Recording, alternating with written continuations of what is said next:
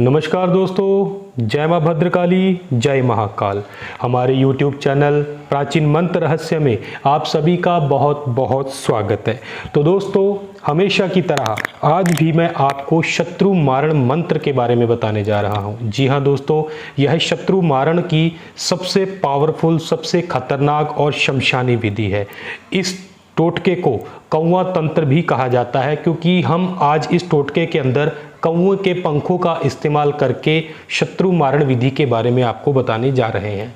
तो दोस्तों, इस संपूर्ण विधि की जानकारी के लिए वीडियो को अंत तक अवश्य देखें। अगर आप अपने शत्रु को हमेशा हमेशा के लिए अपने रास्ते से हटाना चाहते हैं तो हमारे इस वीडियो को अंत तक देखें और इसकी संपूर्ण जानकारी प्राप्त करें, क्योंकि यह टोटका एक ऐसा टोटका है, अगर आप इसको सही विधि से कर लोगे तो आपको तांत्रिकों के पास या किसी भी अपने शत्रु को अपने रास्ते से हटाने के लिए लोगों के पास भटकने की आवश्यकता बिल्कुल भी नहीं पड़ेगी, क्योंकि यह टोटका दिखने में और करने में बहुत ही पावरफुल टोटका है। तो दोस्तों, इस टोटके की विधि अंत तक अवश्य जानें। अगर आपने अभी तक हमारे चैनल को सब्सक्राइब नहीं किया है तो सबसे पहले नीचे दिए लाल बटन पर क्लिक करके अभी हमारे चैनल को सब्सक्राइब करें।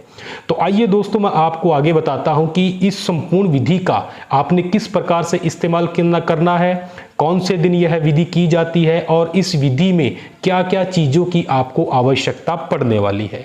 तो दोस्तों, सबसे पहले तो आपने क्या करना है कि अपने शत्रु के घर के आगे से थोड़ी सी मिट्टी उठा कर लानी है। उसके बाद में तालाब की मिट्टी उसमें मिलानी है।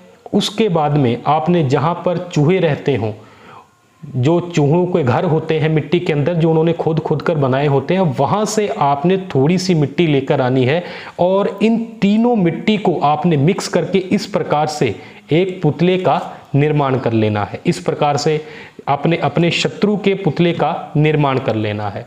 अगर आपके पास अपने शत्रु का फोटो है तो आप इस पुतले के ऊपर उसका फोटो इस प्रकार से यहाँ पर भी रख सकते हैं। दोस्तों, इस टोटके को शनिवार की रात्रि, अमावस्या, पूर्णिमा, एकादशी या सूर्य ग्रहण के दिन भी किया जाता है। तो इनमें से जो भी दिन आपको अच्छा लगे उस दिन आप इस टोटके को कीजिए। उसके अलावा आपको इसके लिए चाहिए काले उड़द। कम से कम 1.25 किलो आपने काले उड़द लेकर आने हैं। हमने आपको बताने के लिए थोड़े ही उड़द रखे हैं, लेकिन आपने कम से कम 1.25 किलो काले उड़द लेकर आने हैं। उसके बाद में दोस्तों, आपने कमल गट्ठे लेकर आने हैं और उनका थोड़ा सा मिश्रण जो चूरा होता है वो भी आपने इसी प्रकार से लेकर आना है। साथ ही में आपने 2 कौवे के पंख लेकर आने हैं। यह आपको कौवे के घोंसले से बड़ी आसानी से मिल जाएंगे।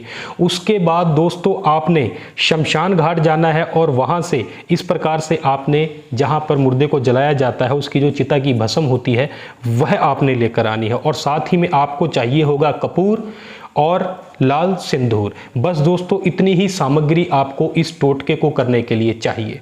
तो दोस्तों, सबसे पहले आपने क्या करना है कि इस सारी सामग्री को इकट्ठा कर लेना है। एक लाल रंग का आसन इस प्रकार से आपने बिछा लेना है और अपने सामने माँ कामाख्या देवी या माँ भद्रकाली का चित्र आपने अपने सामने स्थापित कर लेना है।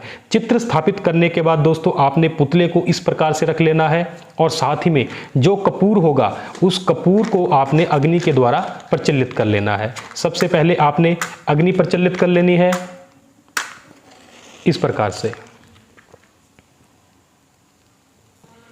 अग्नि को दोस्तों आपने इस प्रकार से प्रज्वलित कर लेना है। उसके बाद दोस्तों, आपने क्या करना होगा कि आपने एक कमल गट्ठा उठाना है और आपने एक मंत्र का जाप करना है। और मंत्र का जाप जो रहेगा वह बड़ा ही सरल है। आपने इस प्रकार से मंत्र का जाप करना है। ओम नमो अमुक्ष्याय हन हन स्वाहा। इस प्रकार से आपने इस मंत्र का जाप करके इस कमल गट्ठे को आपने इस अग्नि के अंदर इस प्रकार से छोड़ देना है।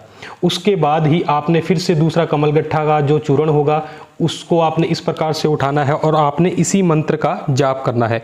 ओम नमो अमुक्ष्याय हन हन स्वाहा। तो आपने इस प्रकार से यह छोड़ देना है। उसके बाद दोस्तों, जो आपने अपने शत्रु का फोटो यहाँ पर रखा होगा उसके ऊपर आप अपने शत्रु का नाम, जाति, गोत्र लिख दीजिएगा और यह जो चिता की भस्म होगी यह आपने सबसे पहले इसकी नाभि के ऊपर, उसकी फोटो के ऊपर और धीरे धीरे इस पुतले के पूरे के ऊपर आपने इस चिता की भस्म का छिड़काव इस प्रकार से आपने कर देना है। और उसके बाद में ही आपने थोड़ा सा सिंदूर लेना है और सिंदूर का छिड़काव भी आपने इसी प्रकार से पुतले के ऊपर कर देना है। और करने के बाद दोस्तों आपने क्या होगा कि मारण मंत्र का इस्तेमाल करना है। जी हाँ दोस्तों, अब आपने अपने शत्रु के ऊपर मारण मंत्र का इस्तेमाल करना है। दोस्तों यह जो इसके अंदर आहुतियाँ रहेंगी कमलगट्ठे की, यह आपने टोटल 11 आहुतियाँ देनी है। उसके बाद में आपने अब मारण मंत्र का इस्तेमाल करना है। जो मारण मंत्र मैं आपको बताने जा रहा हूँ माँ कामाख्या देवी का सिद्ध शाबर मंत्र है। इस मंत्र का आपने टोटल 1000 बार जाप करना है। तो दोस्तों जो मंत्र है वह इस प्रकार है, ओम चंडालनी कामाख्या वासिनी वन दुर्गे क्ली क्ली स्वाहा। ओम चंडालनी कामाख्या वासिनी वन दुर्गे क्ली क्ली स्वाहा।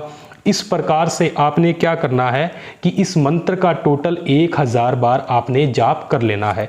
और जैसे ही दोस्तों आपके जाप पूरे हों, आपने क्या करना होगा कि एक कौवे का पंख इस प्रकार से आपने इसके आगे की ओर और जो दूसरा कौवे का पंख होगा यह आपने इस पुतले के पीछे की ओर, इस प्रकार से आपने क्या करना होगा कि काले धागे की सहायता से इसको अच्छे से आपने बांध लेना है। और बांधने के बाद दोस्तों आपने क्या करना होगा कि जो 1.25 किलो आपके काले उड़द रहेंगे, यह वाले काले उड़द जो आपके 1.25 किलो रहेंगे, इस उड़द के अंदर आपने इस पुतले को पूरा का पूरा दबा देना है। और यह जो रहेगा यह आपने काले कपड़े के अंदर लपेट लेना है और लपेट कर आपने सीधा शमशान घाट जाना है और जलती हुई चिता में इस पुतले को फेंक कर आना है। अगर आप स्वयं शमशान घाट में नहीं जा सकते तो आप किसी और व्यक्ति की सहायता भी ले सकते हैं, लेकिन शमशान घाट की जलती हुई चिता में ही आपने इस पुतले को फेंक कर आना है। बस दोस्तों इतना ही आपने करना है। मात्र 72 घंटे के अंदर ही आपका शत्रु हमेशा हमेशा के लिए आपके रास्ते से हट जाएगा। जी हाँ दोस्तों, 72 घंटे में ही आप इस टोटके की सहायता से अपने बड़े से बड़े शत्रु से मुक्ति पा सकते हैं, छुटकारा पा सकते हैं। यह माँ कामाख्या, माँ भद्रकाली का सिद्ध शाबर मंत्र है जिसका इस्तेमाल करके बड़े से बड़े शत्रु को हमेशा हमेशा के लिए अपने रास्ते से हटाया जा सकता है। तो दोस्तों किसी भी व्यक्ति को नाजायज़ परेशान करने के लिए आप इस टोटके का इस्तेमाल बिल्कुल भी मत कीजिएगा। अगर आपके मन में गलत भावना या गलत मकसद से आप इस टोटके का इस्तेमाल करेंगे तो इसका दुष्परिणाम आपके ऊपर उलट भी पड़ सकता है, जिसका आपको बहुत बड़ी समस्या के कारण सामना करना पड़ सकता है। मैं आपको यही कहना चाहूँगा कि बहुत अधिक आवश्यकता पड़ने पर ही आप इस टोटके का इस्तेमाल कीजिए, क्योंकि छोटी सी गलती आपके लिए बहुत बड़ी हानि पहुंचा सकती है। तो हानि वाला कार्य कभी मत कीजिएगा। अगर आप किसी व्यक्ति के ऊपर गलत कार्य करेंगे तो ऐसे में हमारा चैनल इन सभी चीज़ों की कोई भी जिम्मेदारी नहीं लेता।